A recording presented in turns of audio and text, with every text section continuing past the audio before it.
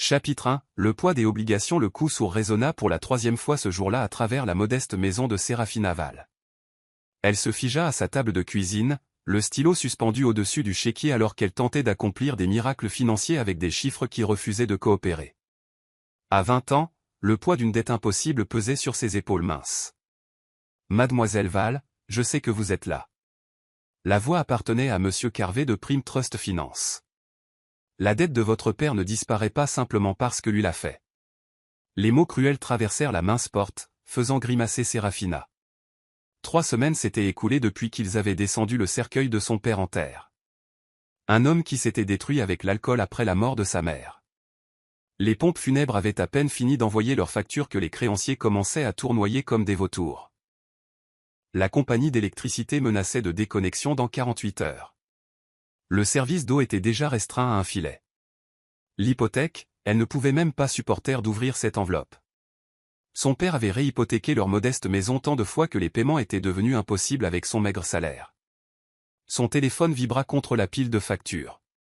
Le nom de Lila illuminait l'écran, sa seule amie qui n'avait pas disparu lorsque l'alcoolisme de son père était devenu le potin de la ville.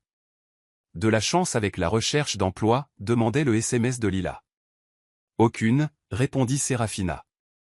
Personne n'embauche. Du moins, personne qui paiera assez. 3 points apparurent, puis, vérifie tes emails. J'ai trouvé quelque chose sur un site d'emploi privé. Paie incroyablement bien, mais inhabituel. Séraphina ouvrit son email pour trouver une annonce transférée, gardien garde-malade à domicile recherché pour PDG. Logement privé et repas fournis. 8 000 $ par mois. Expérience préférée mais formera le bon candidat. Son cœur s'emballa aux chiffres. 8 000 $ par mois pourraient effacer les dettes de son père en un an. Mais garde-malade ? Elle n'avait aucune expérience au-delà de s'occuper de son père pendant ses pires beuveries. Le claquement distinct d'une enveloppe officielle heurtant son sol à travers la fente aux lettres interrompit ses pensées.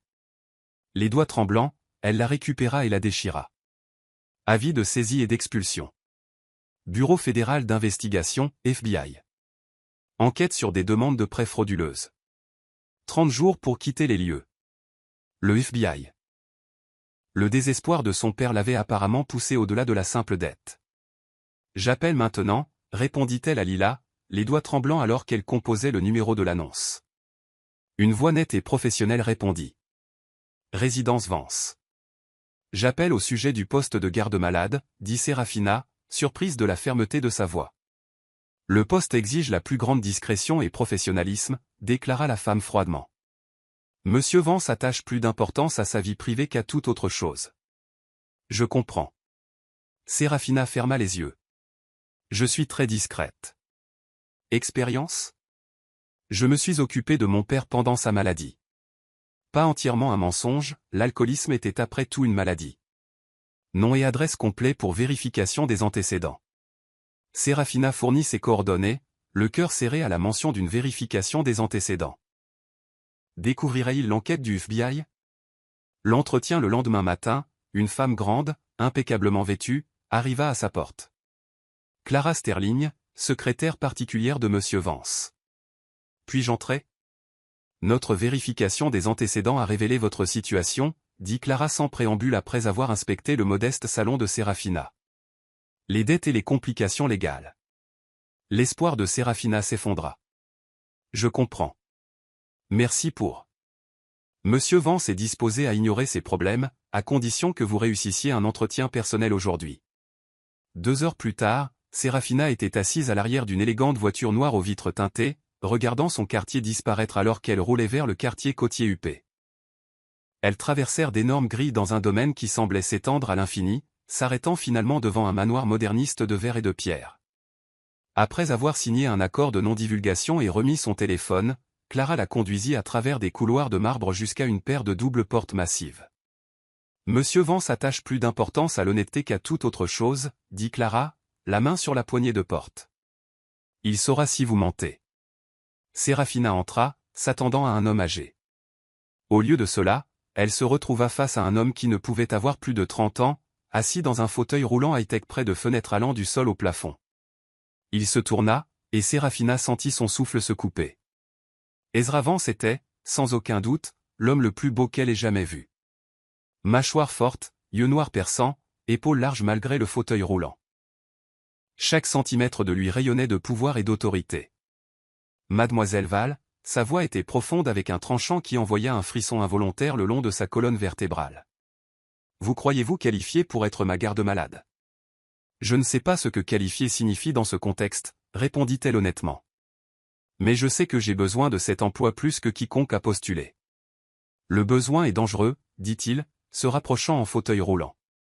Il pousse les gens à faire des choses qu'ils regrettent plus tard.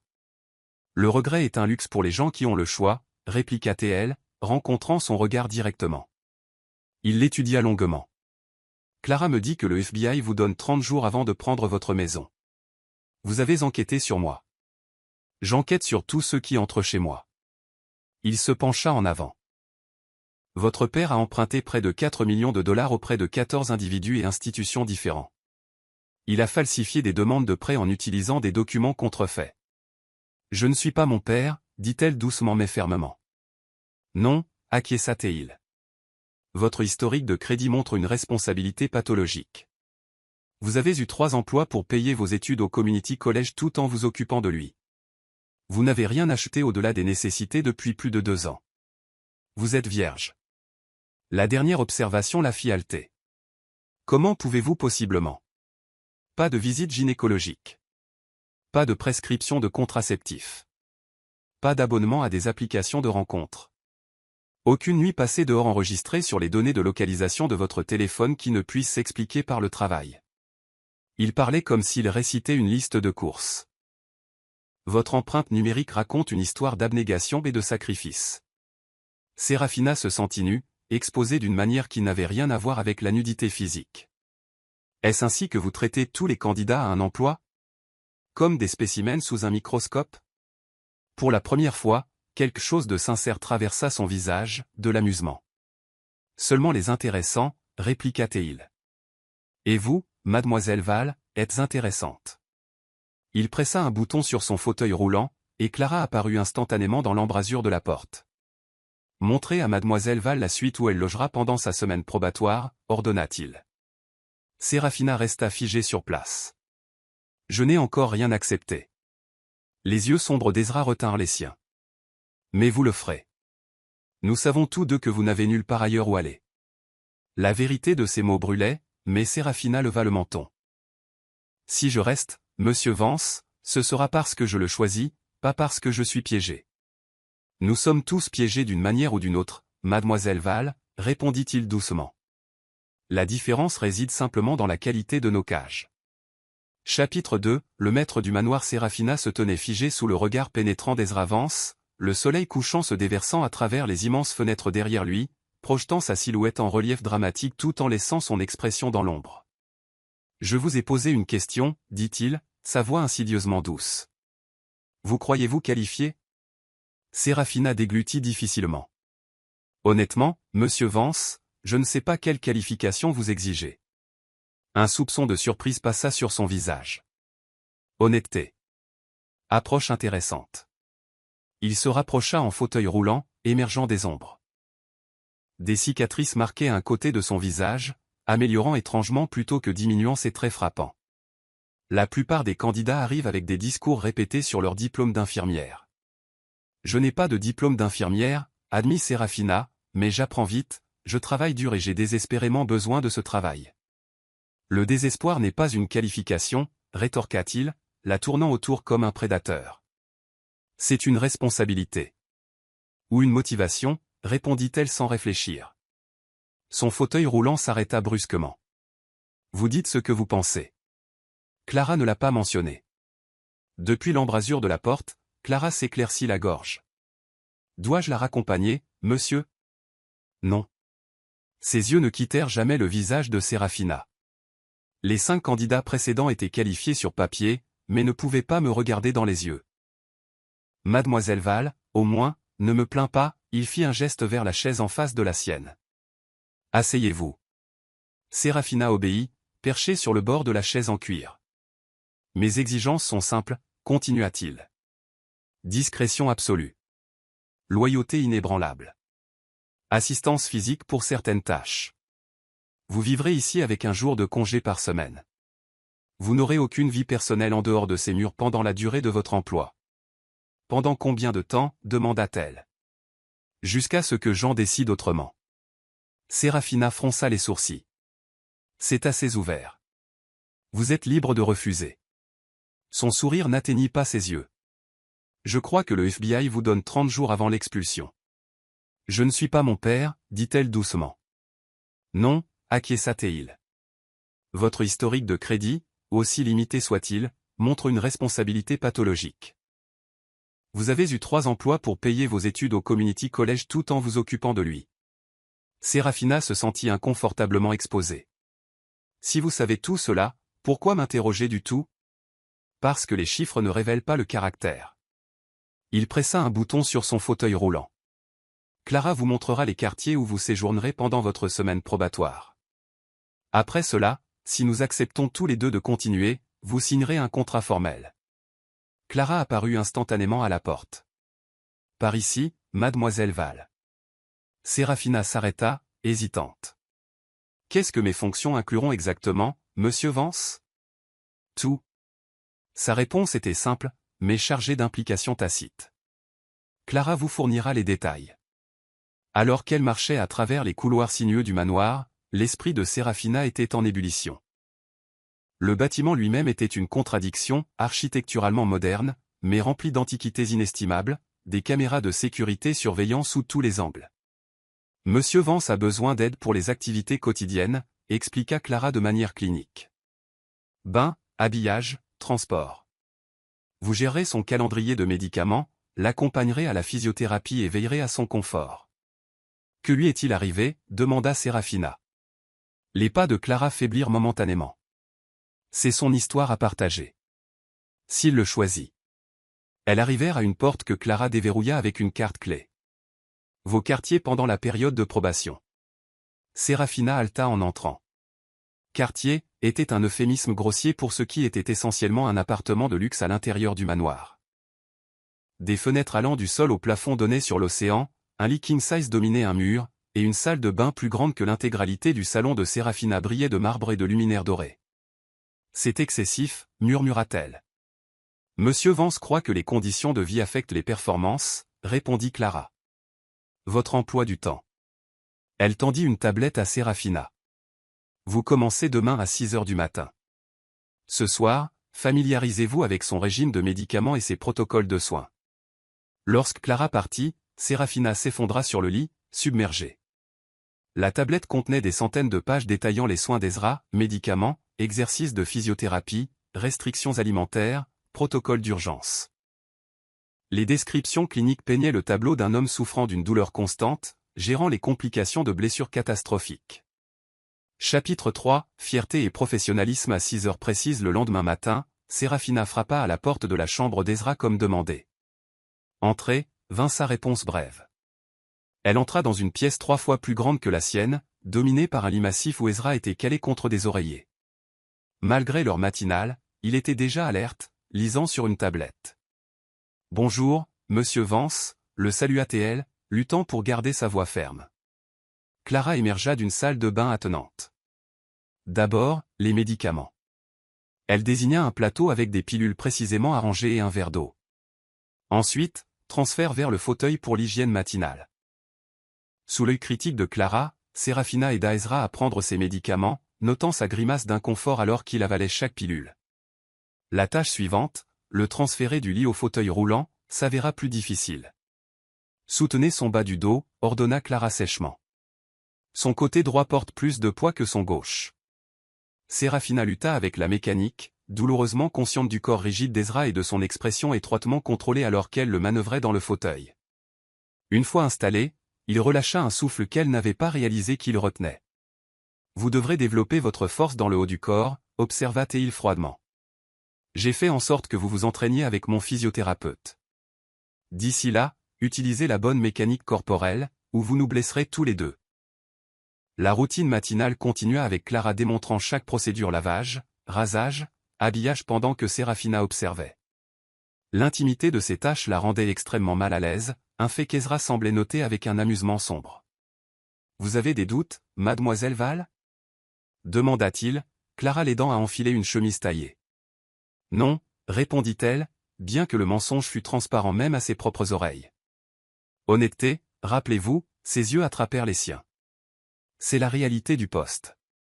Si vous trouvez cela trop désagréable, dites-le maintenant. Séraphina redressa ses épaules. Ce n'est pas désagréable, monsieur Vance. C'est intime. Il y a une différence. Quelque chose changea dans son expression surprise, peut-être, ou réévaluation. En effet, il y en a une. Chapitre 4, abandonné et trahi. Les jours se transformèrent en semaines alors que Séraphina s'installait dans le rythme exigeant des soins d'Ezra Vance. L'opulence du manoir ne la distrayait plus, et les routines médicales complexes étaient devenues une seconde nature. Chaque matin commençait à 5h30 avec les médicaments et l'hygiène, suivi du petit déjeuner et de la physiothérapie. Les après-midi étaient consacrés aux affaires, Ezra menant des réunions virtuelles depuis son bureau à domicile pendant qu'elle s'occupait de ses besoins, anticipant les exigences avant qu'il ne les exprime. De l'eau, mademoiselle Val, dit-il lors d'une vidéoconférence particulièrement longue avec des investisseurs de Tokyo. Elle plaçait déjà un verre à portée de main, ce qui lui valut un sourcil levé d'approbation. La reconnaissance subtile n'aurait pas dû lui plaire autant que ce fut le cas, pourtant elle en était venue à apprécier ces petits signes que ses efforts répondaient à ses normes rigoureuses. Contrairement à son père, dont la critique alcoolisée avait été aussi prévisible que cruelle, l'approbation d'Ezra était assez rare pour avoir un sens. Ce matin-là, 3 semaines après le début de son emploi, Séraphina était en train d'organiser les médicaments d'Ezra lorsque Clara entra dans la salle des fournitures médicales sans frapper. « Monsieur Vance a besoin de vous, immédiatement », annonça-t-elle. Sa désapprobation perpétuelle semblait intensifier. Une situation s'est développée. Séraphina se précipita au bureau d'Ezra pour le trouver fixant intensément plusieurs écrans affichant des flux de caméras de sécurité. Sa mâchoire était serrée d'une colère contrôlée. « Il y a eu une violation », déclara-t-il sans lever les yeux. « Quelqu'un a tenté d'accéder à des zones restreintes de la propriété la nuit dernière. »« Ne devrions-nous pas appeler la police ?» demanda Séraphina, balayant les écrans. « La police est notoirement inefficace pour répondre aux préoccupations de confidentialité des personnalités publiques, » répondit-il, se tournant finalement pour lui faire face. De plus, je crois qu'il s'agissait d'une tentative d'un journaliste de tabloïd particulier qui me poursuit depuis l'accident. Son expression s'assombrit. Ils ne recherchent pas des secrets d'entreprise, mademoiselle Val. Ils veulent des photographies de mon état. Apparemment, les histoires de titans déchus confinés à un fauteuil roulant génèrent toujours des revenus publicitaires importants.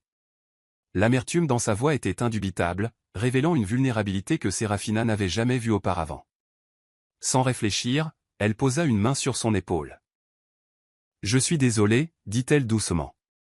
Il se raidit à son contact, mais ne se retira pas, votre sympathie est inutile. Votre discrétion, cependant, est primordiale. Désormais, vous ne devez discuter de rien concernant mon état ou mon traitement avec personne en dehors de cette maison. Pas votre amie Lila, personne. J'ai signé un NDA, lui rappela-t-elle. Je n'ai parlé à personne. Bien. Assurez-vous que cela reste ainsi. Il changea brusquement de sujet. J'ai examiné votre performance pour la période probatoire. Clara croit que vous manquez de l'expérience nécessaire pour ce poste. Le cœur de Séraphina se serra. Malgré ses efforts, elle s'était attendue à ce résultat. 3 semaines de sécurité financière relative avaient été une bénédiction, mais à peine suffisante pour régler les dettes de son père. Cependant, continua Ezra, observant sa réaction, je trouve votre adaptabilité et votre attention aux détails adéquates. Le poste est à vous définitivement, si vous souhaitez l'accepter. Oui, bégaya-t-elle, prise de court par l'offre inattendue. Merci. Ne me remerciez pas encore. Ses lèvres se retroussèrent dans ce presque sourire qu'elle avait appris à reconnaître. La rémunération passera à 10 000 $ par mois avec des primes de performance à ma discrétion, mais les responsabilités augmenteront également. Chapitre 5, l'intimité du deuil. Plus tard cet après-midi-là, Séraphina découvrit ce qu'impliquaient ses responsabilités étendues lorsque le physiothérapeute d'Ezra ne se présenta pas pour leur séance prévue. Jonas a la grippe, l'informa Ezra, déjà positionné dans la salle de thérapie ultramoderne du manoir. Vous dirigerez la séance d'aujourd'hui. Mais je n'ai fait qu'observer, protesta-t-elle. Je ne suis pas qualifié pour. Vous avez étudié les protocoles pendant des semaines, l'interrompit-il. Je ne vous demande pas d'innover. Simplement de suivre les procédures établies. Et si je vous blesse? Vous ne le ferez pas, déclara-t-il avec une certitude absolue. Vous êtes trop prudente par nature. La séance s'avéra plus difficile qu'elle ne l'avait anticipé. Ezra se poussa sans relâche, insistant pour terminer chaque exercice malgré la douleur évidente. La sueur trempait sa chemise alors qu'il agrippait les barres parallèles, forçant ses jambes à supporter un poids qu'elles n'avaient pas été conçues pour soutenir après l'accident. Monsieur Vance. Peut-être devrions-nous continuer, ordonna-t-il à travers des dents serrées, ses jointures blanches d'effort. Le protocole dit 10 répétitions. Vous en avez fait 9. Le protocole est une base de référence, pas une limitation. Lorsque ses jambes flanchèrent finalement, Serafina était là pour le rattraper, soutenant son poids alors qu'ils s'enfonçaient tous deux sur le sol rembourré. Pendant plusieurs battements de cœur, elle le tint, sentant les tremblements parcourir ses muscles surmenés, le rythme saccadé de sa respiration contre son cou. Assez, dit-elle fermement. Vous en avez assez fait aujourd'hui. À sa surprise, il ne protesta pas. Au lieu de cela, il resta dans ses bras un instant de plus que nécessaire avant de s'éloigner. Vous êtes plus forte que vous n'en avez l'air, observa-t-il, la laissant l'aider à se remettre dans le fauteuil roulant. Fille de ferme, expliqua-t-elle, ajustant les repose-pieds. Avant de déménager en ville, j'aidais mon père avec le bétail. Vous n'avez jamais mentionné avoir grandi dans une ferme. Vous n'avez jamais demandé. Quelque chose changea dans son expression de la curiosité, peut-être. Qu'est-ce que je n'ai pas demandé d'autre, je me le demande? La question resta en suspens entre eux, ouvrant des possibilités qu'aucun des deux ne semblait prêt à explorer. Chapitre 6, la nuit de l'éveil. Le jour de la première tâche complète de bain de Serafina arriva avec une tension inattendue. Pendant 8 semaines, elle avait assisté à divers aspects des soins d'Ezra, mais Clara avait maintenu la responsabilité de certaines procédures intimes, y compris la routine complète du bain. Maintenant, avec Clara en bref congé pour assister aux funérailles de sa mère, la tâche incombait à Serafina.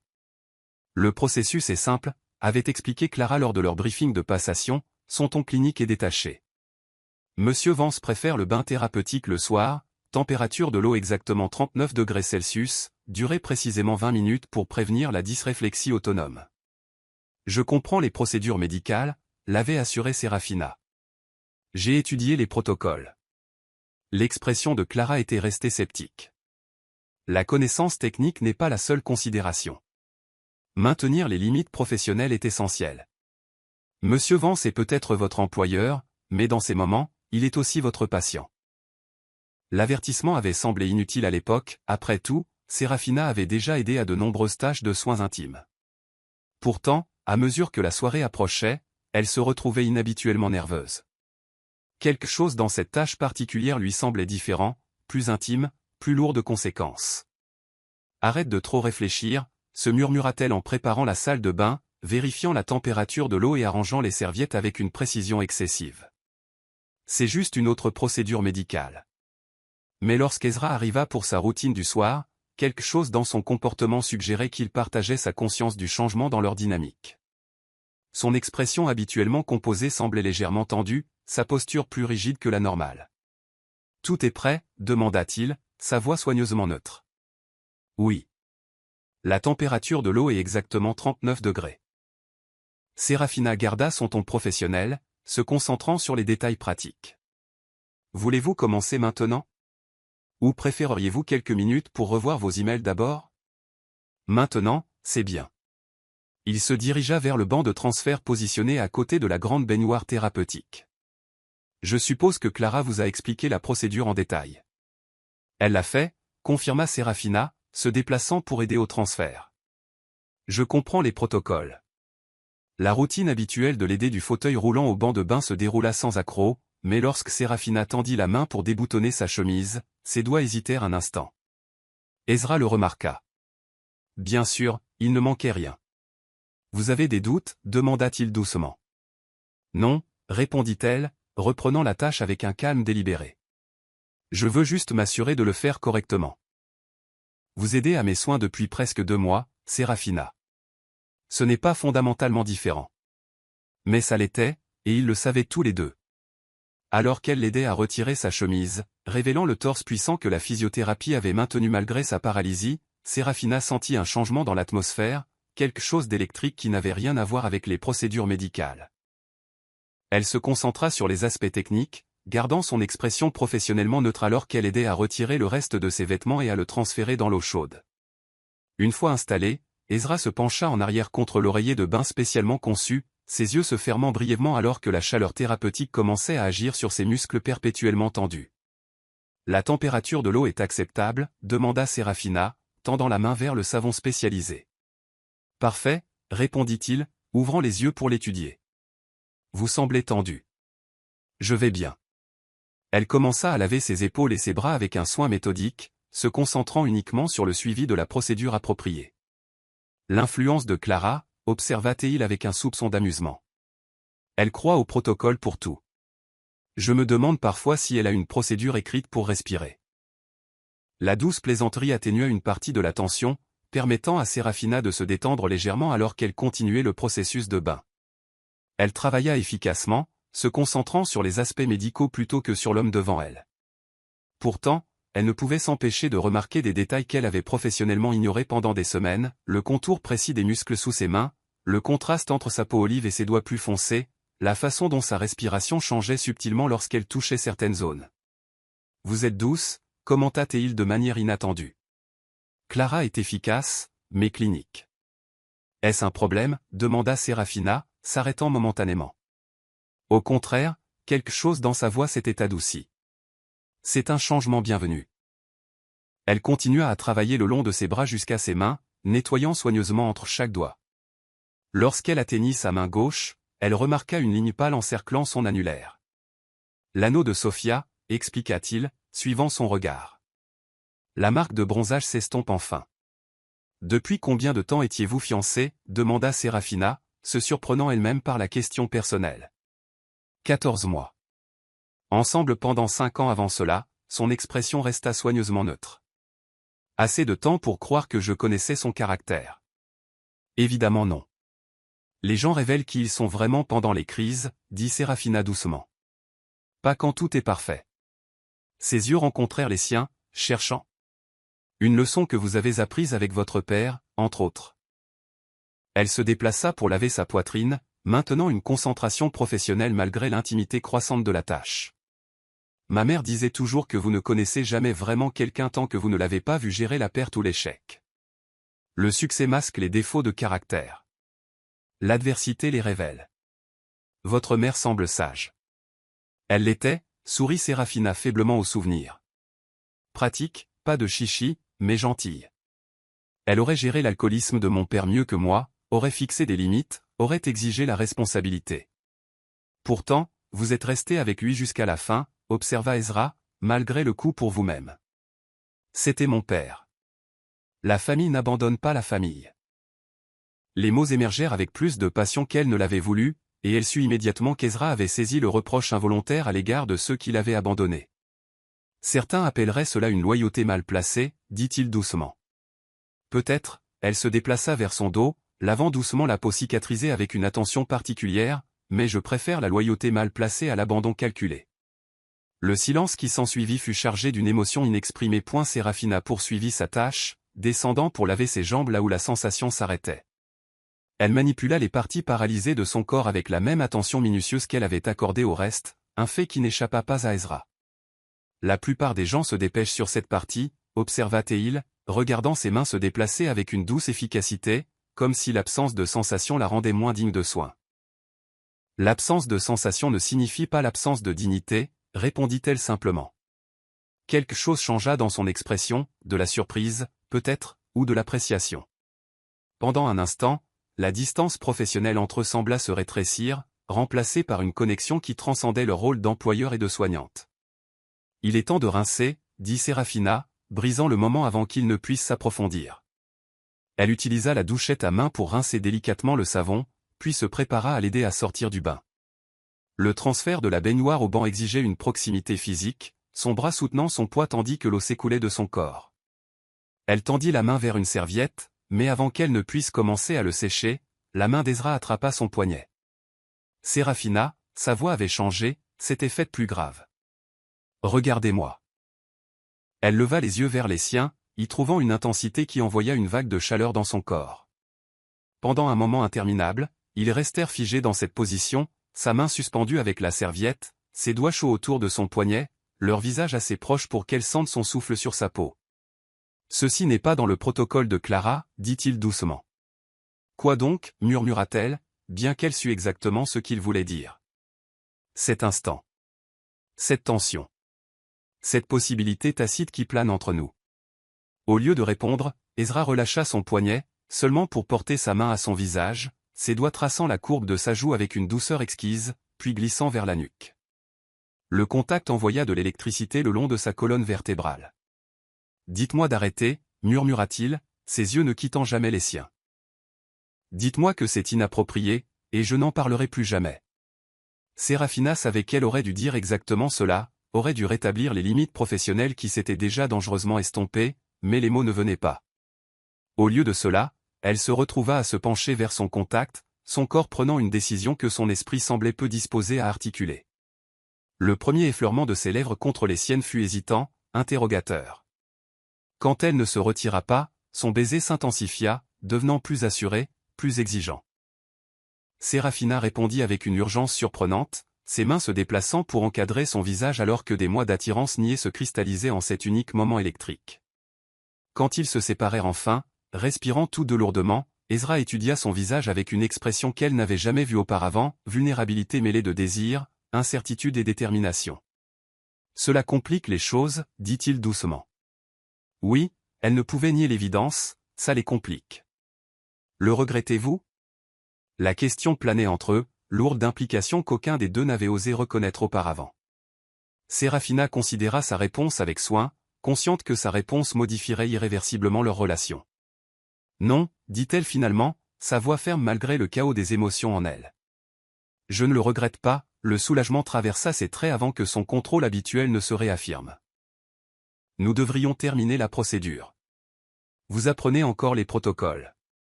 Le retour délibéré au langage professionnel aurait pu sembler froid sans la chaleur qui restait dans ses yeux, la légère courbe de ses lèvres qui suggérait que ce n'était qu'une pause, pas une fin. Séraphina termina la routine du bain avec une conscience accrue de chaque toucher, de chaque regard partagé. La nature clinique de la tâche avait été irrévocablement transformée par ce qui s'était passé entre eux. Alors qu'elle l'aidait à s'habiller pour la nuit, leurs doigts se frôlèrent avec une nouvelle signification, envoyant de petits courants d'électricité dans son corps. « Restez-vous » demanda Ezra alors qu'elle s'apprêtait à quitter sa chambre après avoir terminé la routine du soir. La question était simple mais pleine de sens. « Est-ce ce que vous voulez » rétorqua-t-elle doucement. « Je ne le demanderai pas autrement. » Son regard était direct, inébranlable. « Mais j'ai besoin que vous soyez certaine, Séraphina. Cela ne fait pas partie de votre description de poste. » Je sais. Elle se rapprocha, attirée par quelque chose de plus fort que l'obligation professionnelle ou la gratitude. Je ne reste pas parce que c'est mon travail. Le baiser qui suivit fut plus profond que le premier, libérant une faim qui les surprit tous les deux.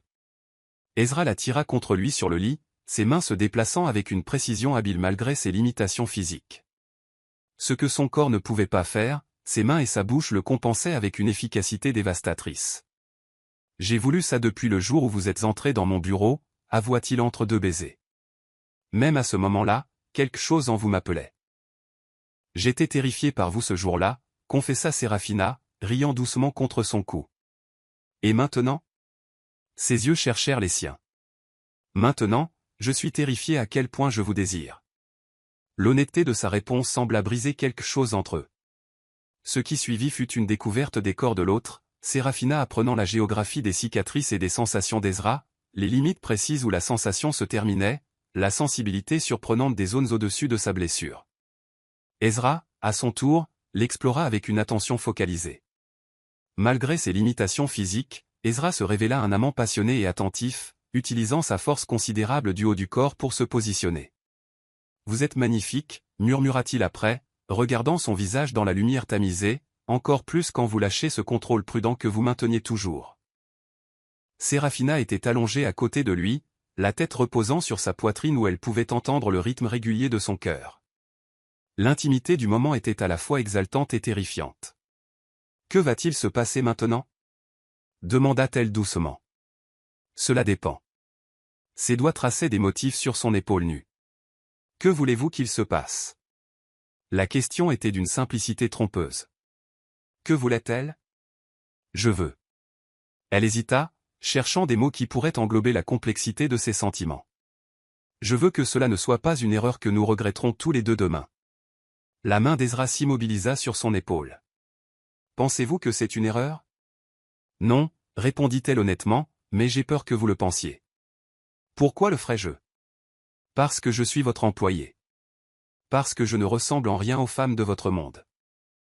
Parce que mon père est mort alcoolique sans le sou, et le vôtre possédait probablement la moitié de Seattle. L'amère vérité de leurs différences planait entre eux, impossible à ignorer. Mon père était un immigrant de première génération qui a construit une entreprise technologique à partir de rien, dit tranquillement Ezra. Ma mère enseignait dans des écoles publiques jusqu'au jour de sa mort. Leur accident de voiture est survenu alors qu'il rentrait après avoir servi des repas dans un refuge pour sans-abri. La révélation l'a surpris.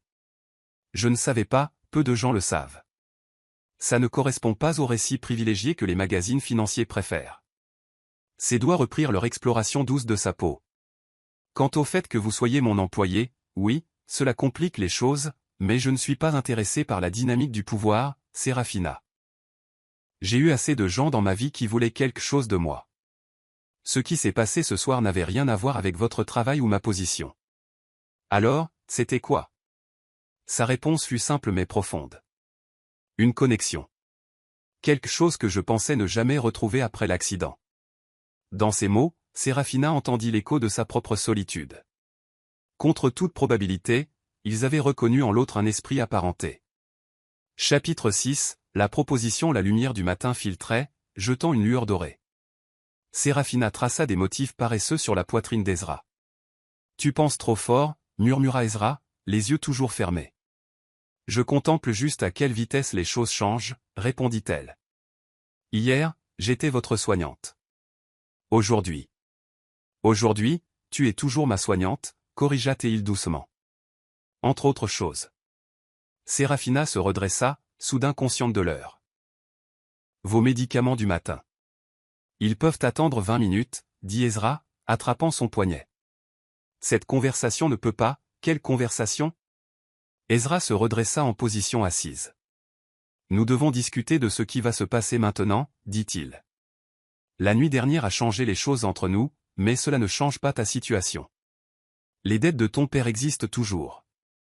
La récitation clinique de ses problèmes fut comme un seau d'eau froide. Êtes-vous en train de regretter ce qui s'est passé? Non, répondit-il immédiatement, mais je refuse de prétendre que ce n'est pas compliqué. Je ne m'attends pas à ce que vous résolviez mes problèmes, Ezra. Je sais, son expression s'adoucit. C'est précisément pourquoi je veux te faire une proposition. Une proposition, répéta-t-elle avec prudence. Il lui prit la main. J'efface toutes les dettes de ton père, le moindre centime. En échange de quoi? Reste avec moi, dit-il simplement, non pas comme ma soignante, mais comme ma compagne. Votre compagne? Oui. Continue de vivre ici, de partager ma vie, mon lit. Plus d'uniforme, plus d'horaire formel. Cela ressemble à ce que vous proposez d'eux. Me payer pour le sexe? Ce n'est pas ce que c'est, Sérafina. Alors qu'est-ce que c'est? Parce que de là où je suis, on dirait que vous proposez de m'acheter. Est-ce ce que tu penses de moi? La blessure traversa son visage. Non, admit-elle, mais vous devez comprendre comment cela sonne. J'efface tes dettes si tu restes dans mon lit. Ezra relâcha sa main. Je t'offre d'éliminer la pression financière qui t'a amené ici afin que nous puissions explorer ce qui se développe entre nous sans cette ombre. Pourquoi ne pas continuer comme nous sommes? Demanda Sérafina. Parce que cet arrangement comporte un déséquilibre de pouvoir important. Je resterai ton employeur, avec autorité sur tes moyens de subsistance. Ce n'est pas une base saine. Et être financièrement redevable envers vous crée moins de déséquilibre de pouvoir? Qu'est-ce que tu suggérerais alors? Je ne veux pas être une autre personne qui est avec vous à cause de ce que vous pouvez fournir. Comme Sophia, comprit-il. Oui, admit-elle doucement, exactement comme Sophia.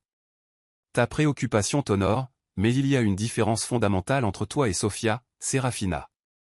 Elle voulait mes ressources sans se soucier de moi. Tu te soucies de moi malgré mes ressources.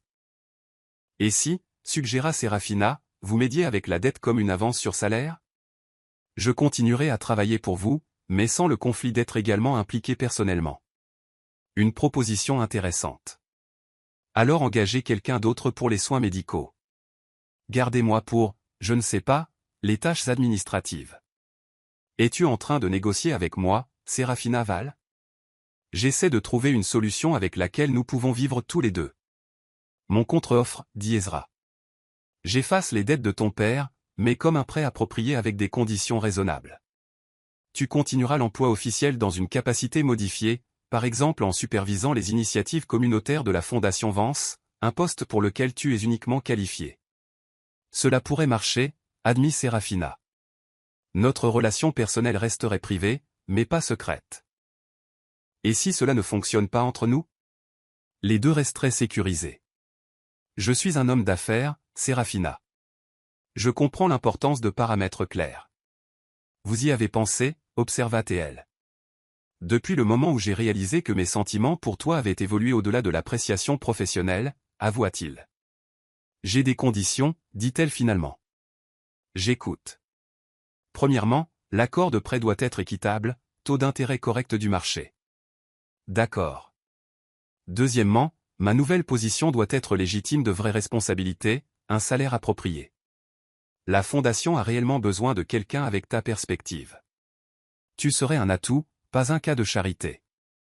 J'attends que la seconde partie tombe, admit-elle. D'après mon expérience, des solutions aussi nettes n'existent pas, l'héritage des promesses brisées de ton père, observa T.Il doucement. Séraphina, je ne peux pas défaire cette histoire. Mais je peux offrir de la transparence dans toutes nos relations. Je veux que cela fonctionne, confessa T.L. Moi aussi. Sa main trouva la sienne, leurs doigts s'entrelaçant. Alors j'accepte votre proposition révisée, dit Séraphina, scellant l'accord d'un baiser. Chapitre 7, cœur en épanouissement. 2 semaines après le début de leur arrangement, Séraphina s'installa dans un nouveau rythme. Les dettes de son père étaient payées, et sa position à la Fondation Vance établie. Les journées étaient partagées entre la supervision des initiatives et l'assistance à Ezra. Les nuits étaient passées dans ses bras. Le conseil a été impressionné par ta proposition pour le programme de sensibilisation communautaire, commenta Ezra. Ces conversations du soir étaient les préférées de Séraphina, comblant progressivement l'image complexe de la vie d'Ezra. Vous ne parlez jamais beaucoup d'eux, observa T.L., vos parents. Que voudrais-tu savoir? Tout. Ezra parla de ses parents, de la détermination de son père, de la compassion de sa mère. Ils étaient remarquables. Et Malcolm? Le frère de mon père est mort quand Malcolm avait 14 ans. Mes parents l'ont élevé. Nous étions frères en tout sauf le sang. Jusqu'à l'accident. 24 heures après l'accident, Malcolm a commencé à comploter pour prendre le contrôle de l'entreprise. Plus tard, dans l'obscurité, ils partagèrent des vérités plus intimes. J'avais peur de ne plus jamais ressentir ça, admit Ezra. Après l'accident, les médecins ont été clairs sur les ajustements de la fonction intime.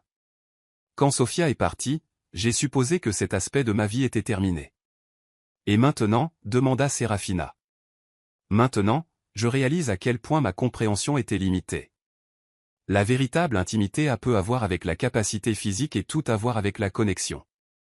Je n'ai jamais pensé que je ferais assez confiance à qui que ce soit pour cela, confessa T.L. Les jours s'écoulèrent, leur relation s'approfondissant. Le manoir devint leur maison. La désapprobation initiale de Clara évolua en acceptation. Décembre apporta les préparatifs du gala annuel de la Fondation Vance, auquel Ezra prévoyait d'assister avec Séraphina. La décision de s'afficher publiquement était un pas important. Êtes-vous certain de cela? Demanda Séraphina. Malcolm sera là. C'est précisément pourquoi nous devrions y assister. Je suis fatigué de céder du territoire social à ceux qui m'ont abandonné. La nuit du gala arriva. La robe que Ezra avait insisté pour acheter transforma Séraphina en quelque chose de presque royal. Superbe, dit Ezra. Bien que je préfère la façon dont tu es dans mes t-shirts lors de nos dimanches paresseux. La soirée fut un tournant. Le calme et la force de Séraphina la rendirent plus impressionnante que n'importe quelle robe. Cette nuit-là, la neige tombant toujours, je t'aime, dit Ezra. La déclaration la laissa sans voix. Tu n'as pas besoin de répondre, continua-t-il. Je t'aime aussi, l'interrompit-elle.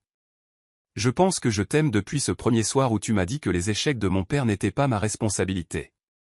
Alors qu'il s'endormait, Sérafina s'émerveilla du voyage qui les avait menés à cet instant. Leur amour était bâti sur une compréhension sincère des forces et des vulnérabilités de l'autre. Chapitre 8, Espoir à l'horizon. Malgré leur relation, Sérafina ne pouvait ignorer la frustration croissante d'Ezra face à ses limitations. Le docteur Ellis dit que vos niveaux de douleur augmentent, mentionna-t-elle. C'est gérable, répondit Ezra. C'est un développement attendu. Sa résignation l'inquiéta profondément. Sérafina consacra chaque moment libre à la recherche sur les lésions de la moelle épinière.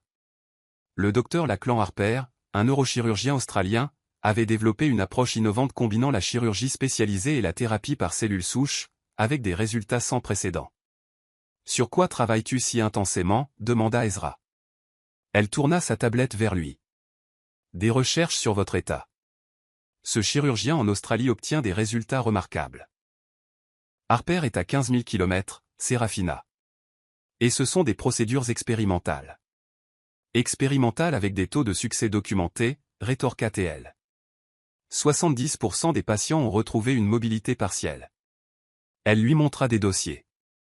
Ce patient, paralysé depuis 4 ans, marche maintenant avec une seule canne. L'âge des blessures est inférieur à 18 mois. La mienne approche les 3 ans. Pas tous les cas, dit Sérafina. J'ai parlé directement avec l'équipe du docteur Harper. Il croit que vous êtes un excellent candidat. Tu les as contactés sans en discuter avec moi. Je voulais une évaluation d'expert avant de soulever de faux espoirs. Pourquoi, Sérafina ? Pourquoi investir autant d'efforts là-dedans ? J'ai accepté mon état. Vraiment, le défia-t-elle doucement. Ou as-tu arrêté de te battre pour t'améliorer lorsque Sophia t'a abandonné ? Elle lui expliqua que le moment de sa décision correspondait à la trahison de Sophia. Peut-être qu'il y a une part de vérité dans ton analyse, reconnut-il. Mais le processus serait long, douloureux et sans garantie. La plupart des choses qui en valent la peine le sont, répondit-elle. Elle lui montra des protocoles de traitement détaillés. J'ai déjà tout recherché. L'ensemble du processus prendrait 6 à 8 mois. Et si cela ne fonctionne pas, demanda-t-il doucement. Alors, nous saurons que nous avons tout essayé. Et nous continuerons notre vie ensemble exactement comme nous l'avons fait. Mais, Ezra, et si cela fonctionne ? Si c'est ta chance de récupérer une partie de ce qui t'a été enlevé. Finalement, il lui toucha le visage. Tu crois vraiment que c'est possible, n'est-ce pas ? Je crois que cela vaut la peine d'essayer. La seule question est de savoir si tu es prêt à espérer à nouveau. Après 2 jours, Ezra annonça sa décision. Nous partons pour Melbourne dans 3 semaines. Vous ne le regretterez pas, promit Sérafina. Je pourrais, rétorqua-t-il. Mais tu avais raison sur une chose. J'ai arrêté de me battre parce que cela semblait plus facile que d'espérer. Ce n'est pas qui je suis. Ce n'est pas qui nous sommes, corrigea-t-elle. J'ai fait organiser le transfert sécurisé de mes dossiers médicaux. Je ne m'attends pas à des miracles. Si cela échoue, rien ne changera entre nous, l'interrompit-elle fermement. Mon amour n'est pas conditionnel à tes capacités physiques, Ezra. Il la serra contre lui. Comme j'ai de la chance de trouver quelqu'un qui se bat pour moi quand j'avais arrêté de me battre pour moi-même. Les semaines passèrent dans un tourbillon de préparatifs. Sérafina remarqua des changements subtils dans le comportement d'Ezra. La résignation qui avait assombri son approche de la physiothérapie se transforma en une détermination renouvelée. Pour la première fois depuis qu'elle le connaissait, il s'autorisait à envisager un avenir au-delà des limitations qu'il avait acceptées comme permanentes. L'espoir était revenu à son horizon, prudent et géré avec soin, mais néanmoins présent. Que les traitements du docteur Harper concrétiserait cet espoir restait à voir, mais tandis que Sérafina regardait Ezra aborder ce nouveau chapitre avec un courage et une précision analytique caractéristiques, elle savait que ce voyage entrepris ensemble avait déjà guéri quelque chose d'important en eux deux, indépendamment du résultat physique qui les attendait de l'autre côté de l'océan. Chapitre 9, Le miracle australien, le docteur Lachlan Harper est prêt à vous recevoir maintenant, annonça l'infirmière, son accent australien chantant agréablement. Sérafina serra la main d'Ezra tandis qu'ils étaient conduits dans un bureau moderne surplombant la scintillante ligne d'horizon de Melbourne.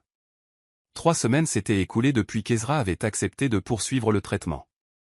Ils étaient arrivés en Australie la veille après un vol de 14 heures à bord de son jet privé. Malgré les aménagements luxueux, Serafina avait remarqué le tribut que le voyage avait réclamé. De nouvelles lignes de tension autour de sa bouche, la façon prudente dont il gérait sa douleur sans se plaindre. Le docteur Lachlan Harper se leva de derrière son bureau, un homme de grande taille aux cheveux striés d'argent et aux yeux confiants qui avait effectué des chirurgies révolutionnaires sur des centaines de patients. Monsieur Vance. Mademoiselle Val. Bienvenue à Melbourne. Sa poignée de main était ferme, son expression professionnellement optimiste sans promettre de miracle. Votre cas est particulièrement intéressant, commença le docteur Harper après qu'ils se furent installés, des scans détaillés de la colonne vertébrale d'Ezra affichés sur des écrans muraux. Les interventions chirurgicales initiales après votre accident étaient bien exécutées, mais elles suivaient des protocoles traditionnels axés sur la stabilisation plutôt que la régénération. Ezra hocha la tête. Un rétablissement au-delà de la fonction de base du haut du corps n'était pas considéré comme réaliste. Cette perspective est en train de devenir obsolète, répliqua le docteur Harper, soulignant des zones spécifiques du scan. Notre approche combine 3 éléments, la décompression chirurgicale des segments de la moelle endommagée, l'injection de cellules souches spécialement cultivées, et un protocole intensif de neurostimulation pendant la rééducation. Pendant l'heure qui suivit, il détailla le plan de traitement, 3 chirurgies distinctes espacées de 6 semaines, avec une thérapie spécialisée entre chaque procédure. Les résultats statistiques furent présentés avec franchise, 70% de chances d'amélioration significative, 20% de chances de changement minimal, et un risque de 10% de complications nécessitant une intervention supplémentaire. Je ne vais pas enjoliver les choses, monsieur Vance, conclut le docteur Harper, le processus est exigeant, douloureux et requiert un engagement absolu. Mais pour les patients ayant votre profil de blessure spécifique, les bénéfices potentiels justifient les défis. Et le meilleur scénario possible, demanda Ezra, sa voix prudemment neutre. Compte tenu de vos scans et de vos antécédents médicaux, un traitement réussi pourrait potentiellement restaurer la fonction de vos membres inférieurs, suffisante pour marcher avec une assistance minimale, répondit le médecin. La force du haut de la jambe reviendrait probablement plus complètement que celle du bas. Certains patients parviennent à l'autonomie avec une seule canne. Serafina vit les émotions vaciller sur l'expression soigneusement contrôlée d'Ezra, l'espoir combattant le scepticisme, la détermination luttant contre la peur de la déception. Quand pouvons-nous commencer ? Demanda finalement Ezra. Nous nous sommes déjà préparés pour votre arrivée, répondit le docteur Harper avec un petit sourire. La première procédure est prévue pour demain matin, en supposant que vos évaluations préchirurgicales confirment votre admissibilité. La journée suivante passa dans un tourbillon d'évaluations médicales, de formulaires de consentement et de préparatifs finaux. Alors que le soir approchait, Serafina s'assit à côté du lit d'hôpital d'Ezra, leurs mains entrelacées. « As-tu peur » demanda-t-elle doucement. Pas de la chirurgie, admit-il, mais d'espérer trop. Serafina comprenait parfaitement. Pour Ezra, l'espoir était devenu plus effrayant que la résignation. Chaque fois qu'il s'était autorisé à croire à la possibilité après l'accident, la déception avait suivi, revers médicaux, l'abandon de Sophia, la trahison de Malcolm. Quoi qu'il arrive, promit-elle, je suis là, non pas comme ton aide-soignante, mais comme ta partenaire. Cela ne change pas, quel que soit le résultat. Avant l'aube le lendemain matin, ils emmenèrent Ezra vers le bloc opératoire. Le docteur Harper les rencontra au seuil, déjà vêtus pour la chirurgie. Nous allons bien prendre soin de lui, assura-t-il à Serafina. La procédure devrait durer environ 5 heures. Ces heures s'étirèrent interminablement tandis que Serafina attendait, alternant entre les allées et venues dans la salle d'attente privée et la réponse à des courriels urgents de la fondation pour se distraire. Lorsque le docteur Harper apparut enfin, son masque chirurgical abaissé, son expression était prudemment positive. La décompression a été un succès, rapporta-t-il. Le retrait du tissu cicatriciel a été plus étendu que prévu, mais la moelle elle-même a montré une excellente viabilité. Nous avons inséré la première matrice de cellules souches précisément au site de dommage primaire. Et maintenant, demanda Serafina. Maintenant, nous attendons, répondit-il. La récupération de cette première procédure prend 3 à 4 semaines. Nous commencerons la thérapie de stimulation spécialisée une fois la guérison initiale terminée. Les jours qui suivirent établirent un rythme éprouvant. Ezra, qui n'aimait pas montrer de faiblesse, affronta la douleur post-chirurgicale atroce avec une détermination stoïque. La thérapie spécialisée, combinant la stimulation électrique avec des tentatives de mouvements ciblés, s'avéra encore plus difficile que la chirurgie elle-même. Encore, ordonna le spécialiste en réadaptation alors qu'Ezra était allongé sur la table de thérapie, la sueur perlait sur son front tandis qu'il se concentrait pour bouger des muscles qui avaient été dormants pendant des années. « Je ne sens rien », admit-il à travers des dents serrées. « Vous ne sentirez rien tout de suite », expliqua patiemment le thérapeute. « Nous sommes en train d'établir des voies neurales que les cellules souches finiront par connecter. L'effort compte, même sans sensation immédiate. » 2 semaines après la première chirurgie, lors d'une séance de thérapie particulièrement intense, Sérafina remarqua que la jambe gauche d'Ezra tressaillait légèrement lorsque la stimulation était appliquée. Le mouvement était à peine perceptible, aurait pu être considéré comme un spasme involontaire, mais l'expression du thérapeute confirma sa signification. C'est un mouvement intentionnel, nota TL, prenant des notes précises. Le motif correspond précisément à l'action tentée. L'espoir vacilla dans les yeux d'Ezra avant que sa prudence analytique ne se réaffirme. Un tressaillement musculaire n'indique pas un rétablissement fonctionnel, leur rappela-t-il à tous deux. Non, convint le thérapeute, mais il est précisément dans les délais prévus par le docteur Harper. C'est un excellent signe. 6 semaines plus tard, la deuxième chirurgie se déroula comme prévu. Cette opération se concentra sur les sites de dommages secondaires, introduisant des matrices de cellules souches supplémentaires et retirant le tissu cicatriciel restant qui entravait la régénération potentielle. La récupération s'avéra encore plus exigeante que la première, la douleur plus intense alors que les nerfs dormants commençaient à montrer des signes de réactivation. La douleur est en fait positive dans ce contexte, expliqua le docteur Harper lors des visites. Elle indique un retour de la fonction nerveuse dans des zones auparavant non réactives. Sérafina maintint une présence constante tout au long de l'épreuve, gérant les affaires de la fondation à distance tout en soutenant Ezra à travers des séances de thérapie de plus en plus difficiles. Elle regarda avec un optimisme soigneusement mesuré les petites améliorations s'accumuler, les premiers tressaillements devenant des mouvements délibérés, la sensation revenant progressivement aux zones auparavant engourdies. Ça marche vraiment, admit Ezra un soir, 3 semaines après la deuxième chirurgie. Ils étaient assis sur le balcon de leur appartement loué, surplombant les jardins botaniques de Melbourne, le printemps de l'hémisphère sud apportant de nouvelles floraisons qui semblaient symboliquement appropriées. Tu as l'air surpris, taquina Sérafina gentiment. Je le suis, reconnut-il. Je m'étais convaincu que l'acceptation était plus sage que l'espoir. Les attentes mènent à la déception. Et maintenant ? Sa main trouva la sienne. Maintenant, je m'autorise à envisager des possibilités que j'avais abandonnées. C'est terrifiant. Le progrès l'est généralement, répondit-elle doucement. La 3e et dernière chirurgie eut lieu exactement comme prévu, 4 mois après leur arrivée en Australie. Cette procédure fut la plus ciblée, se concentrant sur l'établissement de connexions entre les voies nerveuses en régénération et des groupes musculaires spécifiques dans les jambes d'Ezra. La récupération de cette opération s'avéra transformatrice. 2 semaines après, lors d'une séance de thérapie avec les barres parallèles, Ezra parvint à supporter un poids partiel sur ses jambes pour la première fois depuis l'accident. Le mouvement était chancelant, nécessitait une force significative du haut du corps pour compenser, mais représentait un progrès indéniable. C'est ça, encouragea le thérapeute tandis qu'Ezra luttait pour maintenir sa position. Vos quadriceps s'engagent indépendamment maintenant. Sentez-vous la différence ?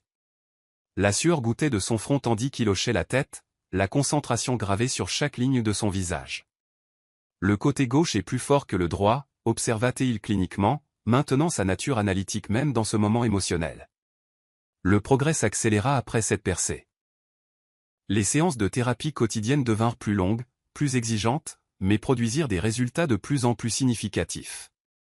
6 semaines plus tard, Ezra fit ses premiers pas assistés encore fortement dépendants des barres parallèles, nécessitant toujours une concentration intense pour chaque mouvement, mais indéniablement en train de marcher.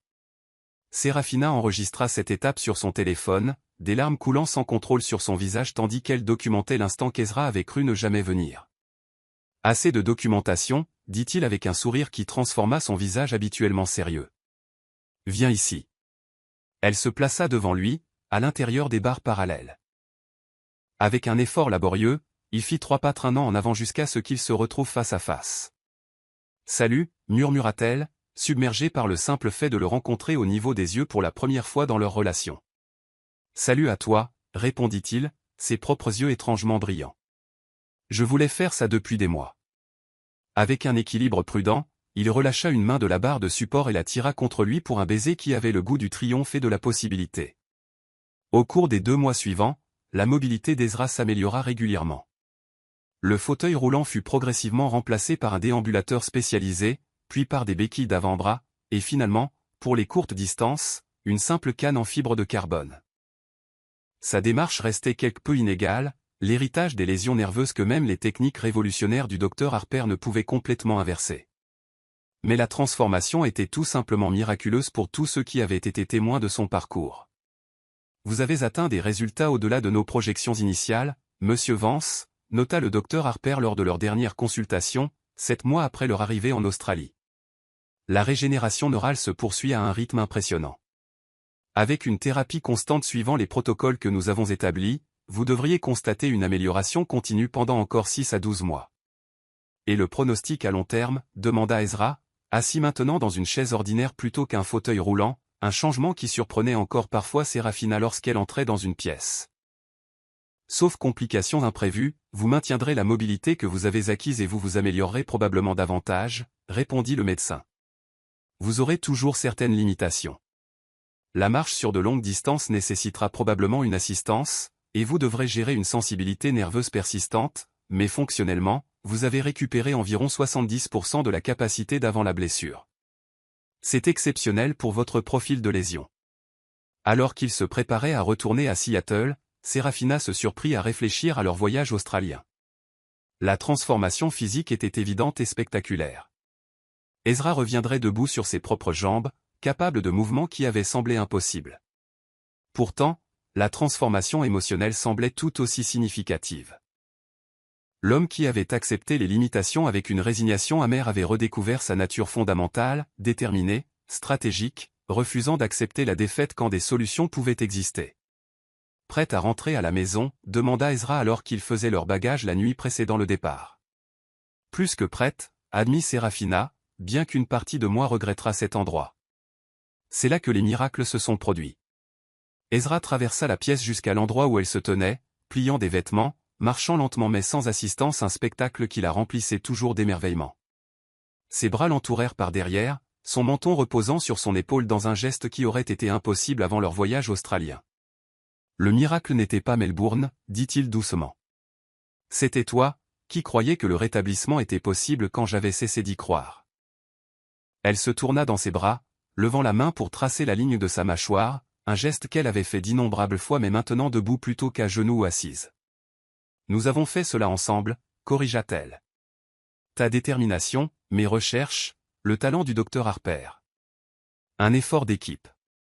Équipe Vance, acquiesça-t-il avec un sourire, l'enjouement dans son ton reflétant un autre changement qu'ils avaient réalisé lors de leur voyage. Le PDG sérieux et contrôlé avait découvert des moments de légèreté, de simple joie, dans le mouvement et la possibilité. Cette nuit-là, tandis que Sérafina sombrait dans le sommeil dans leur demeure australienne temporaire, elle s'autorisa à imaginer leur retour à Seattle, Ezra marchant dans les salles de réunion qui avaient auparavant été adaptées à son fauteuil roulant, l'expression du visage de Malcolm lorsque son cousin entrerait debout plutôt qu'assis, le gala de la fondation où ils danseraient ensemble pour la première fois. Pourtant, sous ces anticipations heureuses, une petite ombre de doute s'insinua, non pas sur le rétablissement d'Ezra, qui continuait de dépasser les attentes, mais sur sa propre place dans cette réalité transformée. Le monde qui avait rejeté Ezra dans sa paralysie l'embrasserait à nouveau dans son rétablissement. Quel rôle resterait-il pour la femme qui était entrée dans sa vie pendant sa période la plus vulnérable? La connexion forgée dans l'adversité les soutiendrait-elle dans le triomphe? Ces questions tournaient dans son esprit alors que le sommeil la gagnait finalement, ignorant qu'elle annonçait des défis qu'aucun d'eux n'avait anticipés lorsqu'ils étaient arrivés pour la première fois sur les côtes australiennes à la recherche de ce qui semblait impossible.